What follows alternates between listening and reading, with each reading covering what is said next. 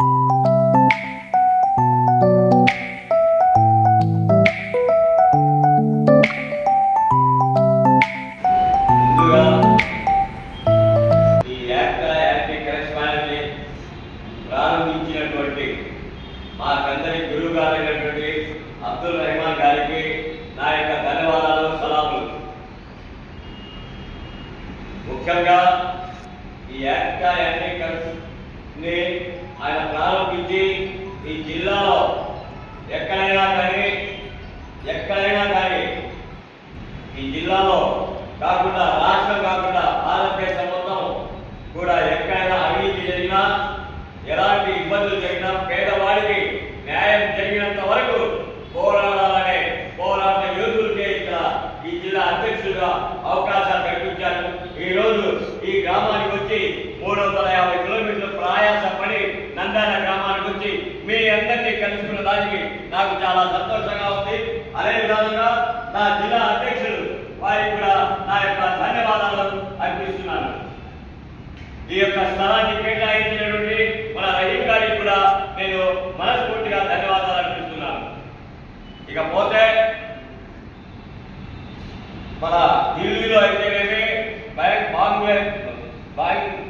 బాంబేలో అయితేనేమి, కలకత్తాలో అయితేనేమి, ఇతర దేశాలు అయితేనేమి మన రెహమాన్ గారు పేరు చేసుకుపోయి అక్కడ ఏ సమస్య వచ్చినా తీర్చేదానికి మీటింగ్లు పెట్టి, ఇందులో ఎంపీలు ఉన్నారు, రాష్ట్ర మంత్రులు ఉన్నారు, కేంద్ర మంత్రులు కూడా ఉన్నారు, పోలీసులు ఉన్నారు, లాయర్లు ఉన్నారు, ఎందరినీ ఏర్పాటు చేసి వాళ్ళ యొక్క మనసులో ఉన్నటువంటి భావాల్ని తెలుసుకుని ఎవరైనా పేదవాడు జైల్లో ఉన్నా కానీ జైల్లో నుంచి విడిపించాలి అనే భావం, ఏదైనా ఇల్లు కానీ ఇంకేదైనా అప్పు కానీ ఏదైనా ఇబ్బంది జరిగితే ఆ ఇబ్బంది కూడా మీరు చర్చించుకోవాలనే భావంతో అధ్యక్షుడిని నియమించారు.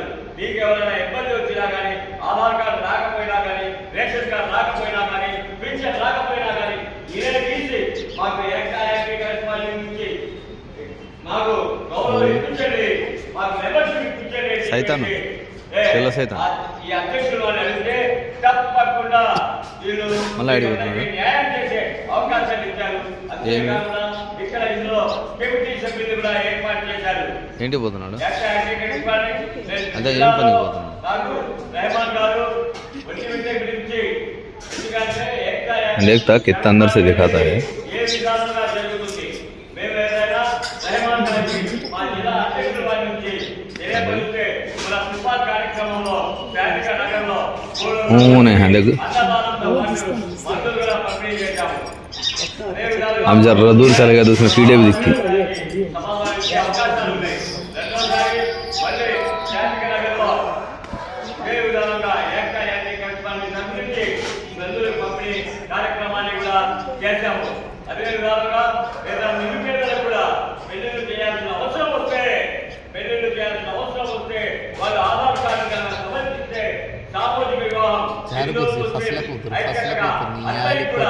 పెళ్లిళ్ళు చేసేదానికి, అంటే ఆ యొక్క సంస్థ ద్వారా ఏ విధానంగా లబ్ధి పొందుతుందో అంతవరకే లబ్ధి పొందేదానికి కూడా ఆదేశాలు ఇస్తున్నాను. రెహమాన్ గారికి ధన్యవాదాలు చెప్తున్నాను. అదే పాన్యం తీసుకురావాలన్నా కావాలన్నా చెట్లు ఈ ఏంటి ఏం చెట్లు ఇవి? గులాబీ చెట్టు ఎర్రగా ఉంటాయి కదా.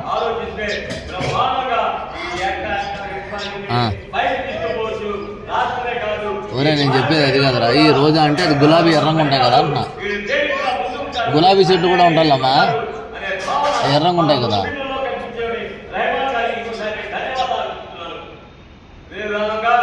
మనం ఏదైనా ఇబ్బంది ఉన్నప్పుడు కలెక్టర్ కానీ, ఎంఆర్ఓ కానీ, పోలీస్ స్టేషన్లో కానీ మనం అవినీతి జరిగినప్పుడు సమాచార హక్కు చట్టం కింద తెలియపరచమని చెప్తాము. సమాచార హక్కు కన్నా ఇంకా గొప్పదైనటువంటి ఈ యాక్టాన్ని ప్రతి ఒక్కరూ మనసు పెట్టుకోండి. ఏదైనా కానీ ఈ కార్డు తీసుకుపోయేసి ఇలాంటి కార్డు ఇస్తారు వాళ్ళు, ఈ దీంట్లో సభ్యులుగా చేస్తే ఏకతాలో మీరు సభ్యులుగా చేస్తే ఈ కార్డు వేసుకుని కలెక్టర్ గారు కానీ